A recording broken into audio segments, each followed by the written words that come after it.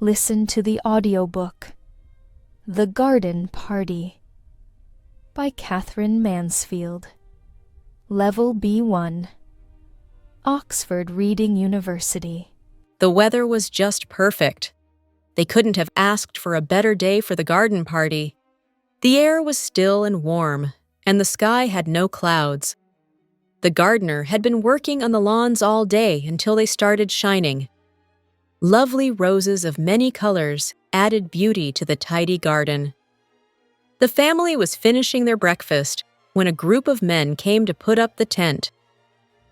"Where do you want the tent to be placed, Mother?" the children asked her. "You shouldn't ask me this, my dear," she answered. "I'm determined to leave everything to you children this year. Treat me as your guest." But Meg couldn't go and watch over the men. She had washed her hair before breakfast, and now it was all wet. Joe's clothes were too fancy for such a job. So Laura took her sandwich and ran out to the garden. She liked to arrange things. In addition, it was a good excuse for eating outside.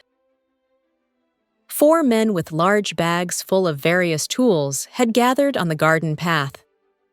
Laura looked at them, confused, hiding the sandwich behind her back. "Good morning," she said, trying to make her voice confident. But it sounded so odd that she felt even more embarrassed. "Have you come to... Is it about the tent?" "Yes, miss," replied the tallest of the men. His smile was so cheerful that Laura felt relaxed at once. "Let's put the tent over there," she said, pointing to the corner of the tennis court. "We'll have a musical band on the opposite corner." "Listen, miss, that's the spot, by those trees," the tall man said, ignoring her suggestion. These trees were very beautiful. They stood proud and tall, spreading their wide leaves. Did they really have to be hidden by a tent? Yes, they did. The men had already started their work. Only the tallest one remained. He bent down, picked up a small flower, and smelled it. Laura was amazed that he cared about such things like the smell of the flower. She wondered how many men she knew would do something like that.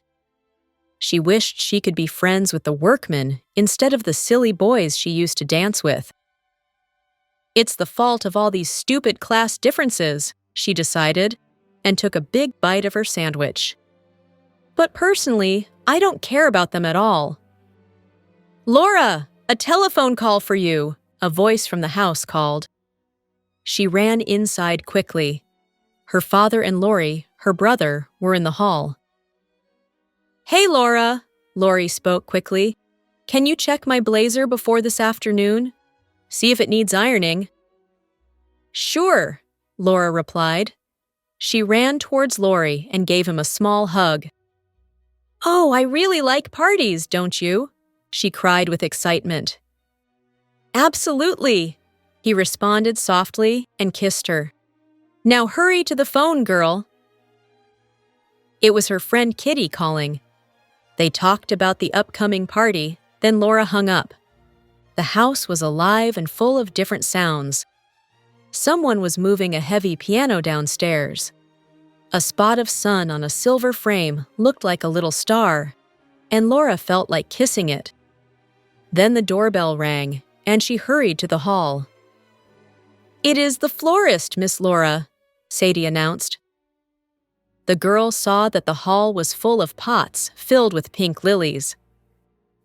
"It must have been a mistake," she cried. "Nobody has ordered so many. Sadie, go and find Mother." Soon Mrs. Sheridan came over to them. "Aren't they beautiful?" she asked calmly. "I thought, for once in my life, I could afford as many lilies as I want. The garden party will be a good excuse." "But I thought you said you didn't want to get involved," said Laura. She held her mother tight and gently bit her ear. Meanwhile, Meg, Joe's, and Hans had eventually succeeded in moving the piano. "Hans, Move these tables into the smoking room, clean the mud off the carpet, and one more thing, Hans. Jo's enjoyed telling the servants what to do, and they enjoyed following her orders. She always made them feel like they were part of some exciting ceremony. Tell Mother and Miss Laura to come here right now.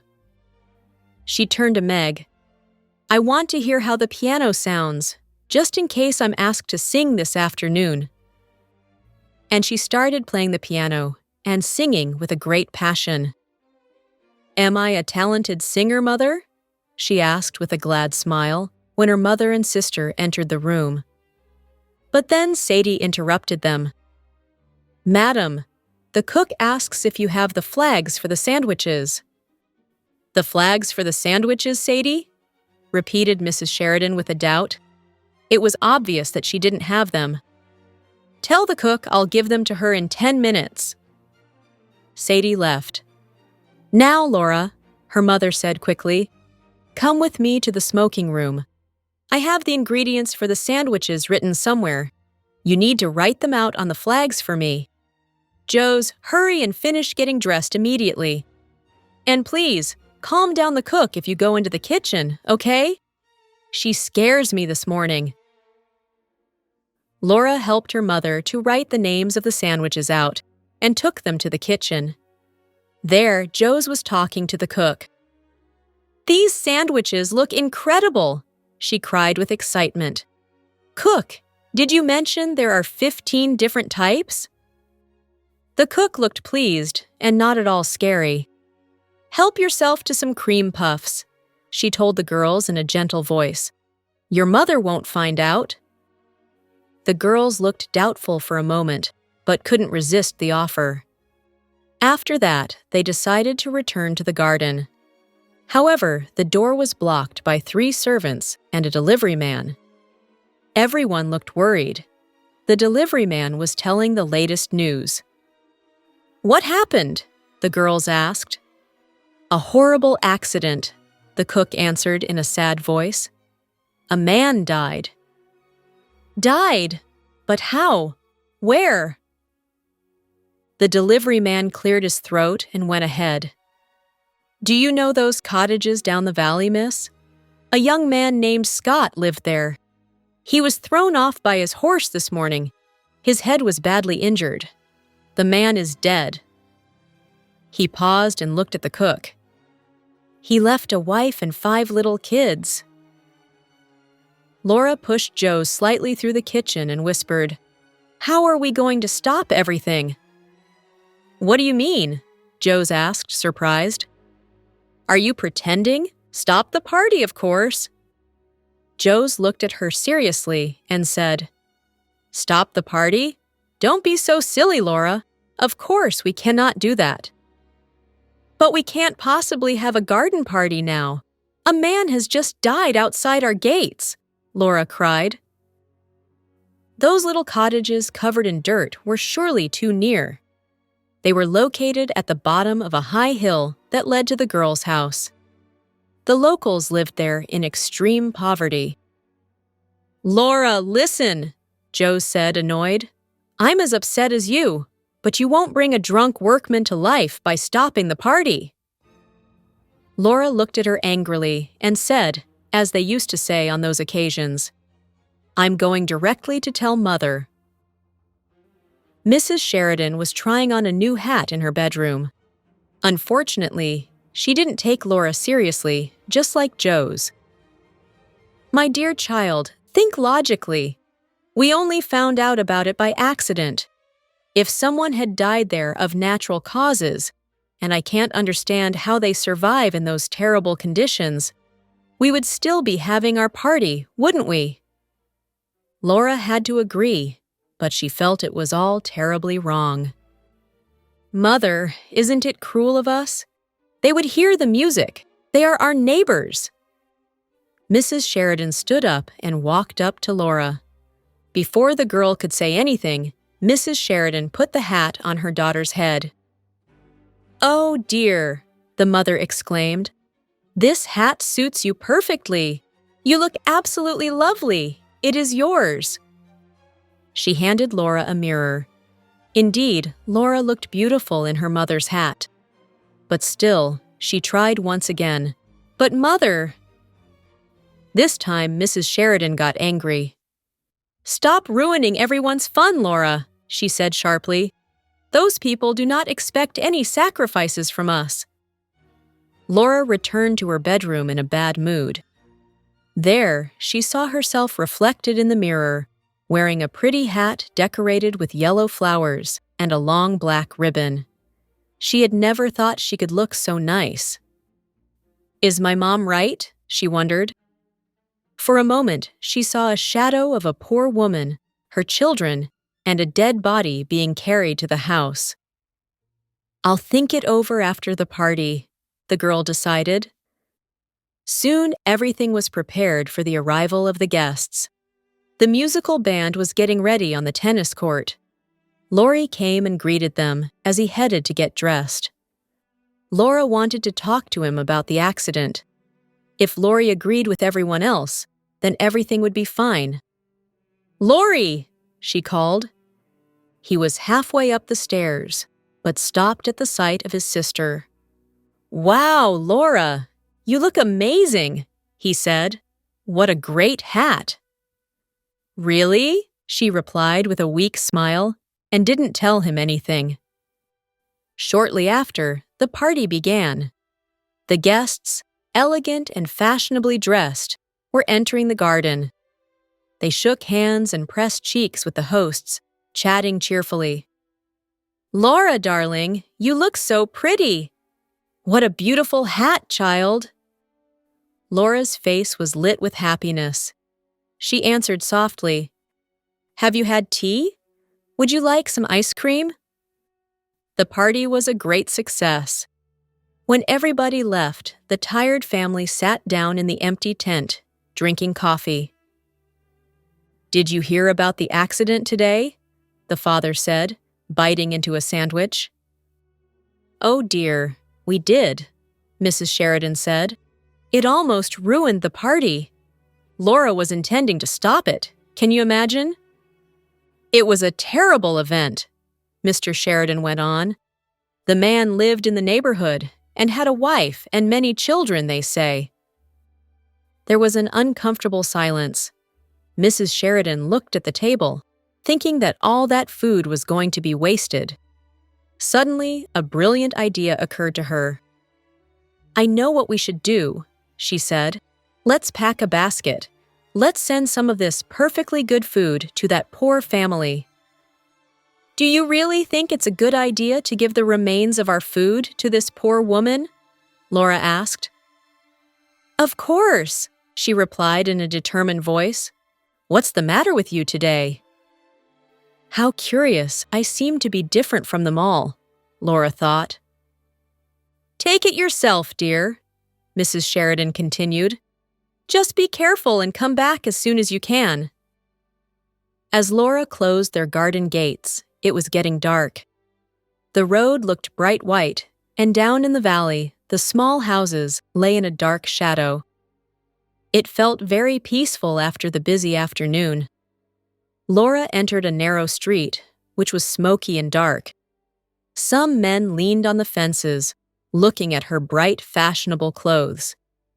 She went as fast as she could. She wished now she had taken off this hat. Finally, she reached the house.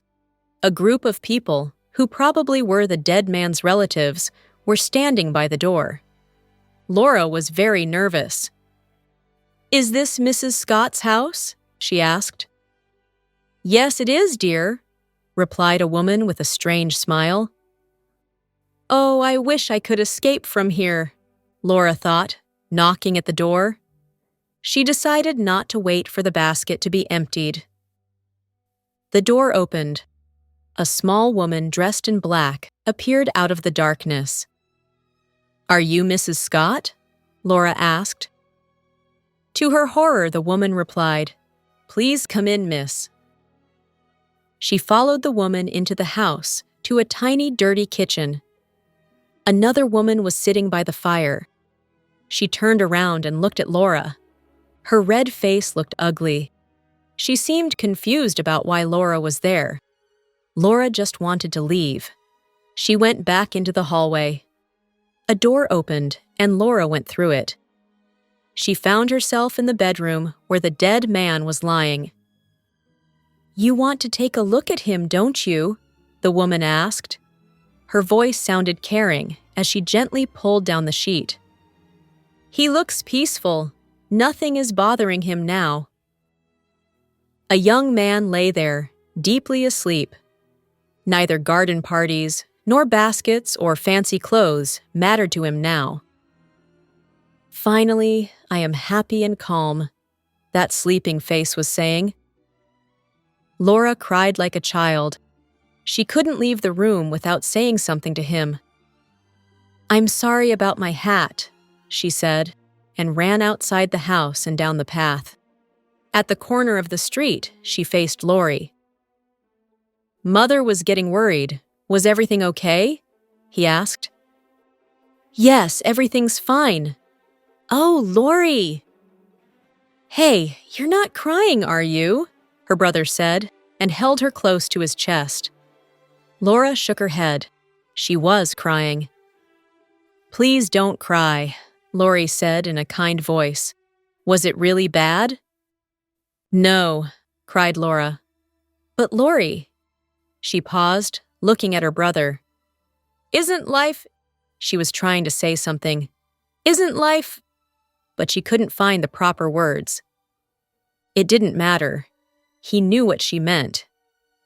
"It surely is, darling," Laurie said. English audiobooks, courses with your favorite movie heroes, awesome word games, and much more. The whole English classroom for your level in one place in the EWA app.